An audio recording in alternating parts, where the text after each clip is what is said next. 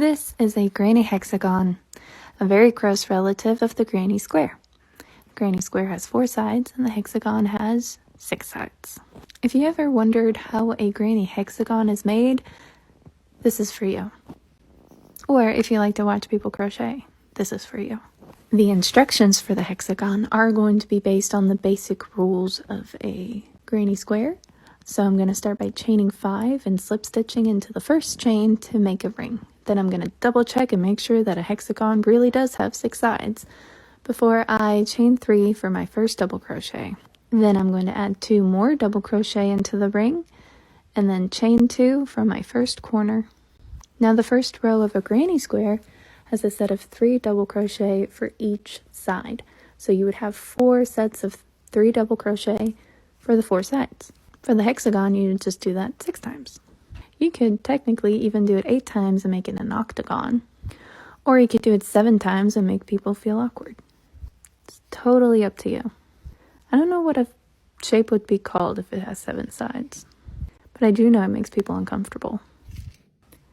In case you can't tell, the instructions part for the first row is pretty much done. So if you wanted to go here, I am going to include the instructions for row 2. All you're going to do at the very end of row 1 is put a slip stitch into the top of your chain 3. But if you enjoy watching people crochet, like I enjoy watching people bake or spin the clay on that little spinny table thing, I'm going to keep the rest of the video up, but it's going to have the original sound of the yarn scraping along the hook.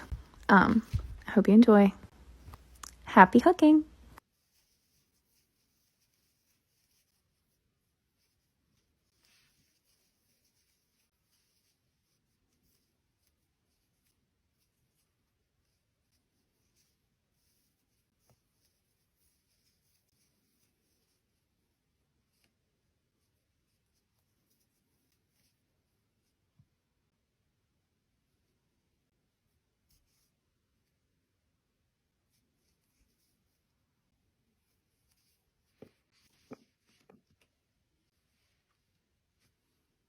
Here is row 2 of the hexagon.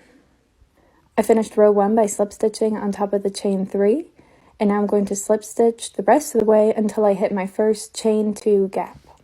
Once I'm at the gap, or my first corner, I'm going to chain 3 again for my first stitch of round 3, and then I'm going to add 2 more double crochet for my first cluster of 3 double crochet for round 2.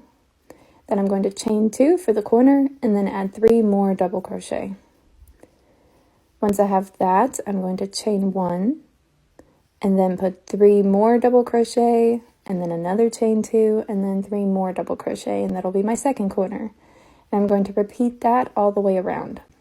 And that's essentially it for round 2. You're just putting a cluster of 3 double crochet and then 2 chains and then 3 more double crochet into each gap all the way around. And then when you get back to the first stitch, you're just going to slip stitch on top of that chain 3, and that'll be the end of row 2. In my last video, I talked about how you can adjust the number of corners you do to adjust the number of sides. And for this one, I want to talk about the different color options you have with this. So this is a really good project to get started with color work, if you're looking into that.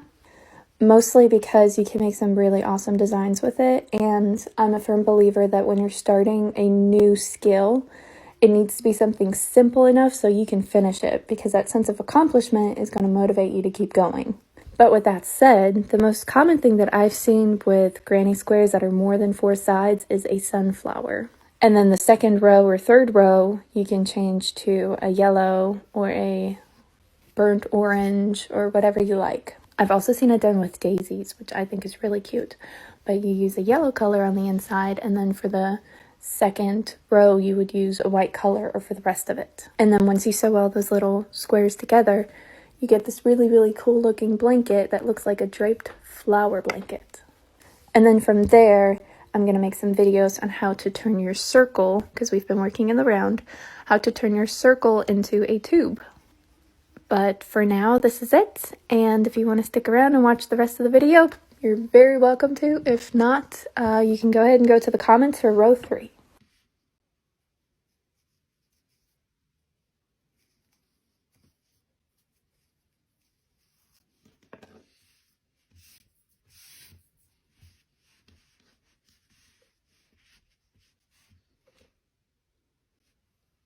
This is row 3 of the granny hexagon. I finished row 2 by slip stitching to the top of the chain 3, and I'm going to slip stitch all the way until I get to that first chain 2 gap. Then I'm going to chain 3 for my first stitch, add 2 more double crochet, and then another chain 2, and then 3 more double crochet, all into the same gap for my first corner. The corners on every single row are work the exact same. The only difference between row 3 and row 2 is that we are adding sides now. So for the sides, I'm going to chain 1 and then add 3 double crochet into that chain 1 space of row 2. Then I'm going to chain 1 again and add another corner piece to my next chain 2 gap. So every chain 1 gap is going to be a side of just 3 double crochet, and every chain 2 gap is going to be a corner of 3 double crochet, 2 chains, and 3 more double crochet. In between the sides, I'm just going to chain 1. And that's pretty much it for row 3. You can keep watching if you want to see what it looks like at the end. For rows 4, 5, 6, and so on, you are keeping the corners the exact same. You're just adding more side parts. For example, once you get to round 4, you're going to have 2 side pieces, 1 for each chain 1 space, and then when you get to round 5, you'll have 3, and so on and so forth, but the corners stay the same. And this is what it looks like when it's finished. Happy hooking!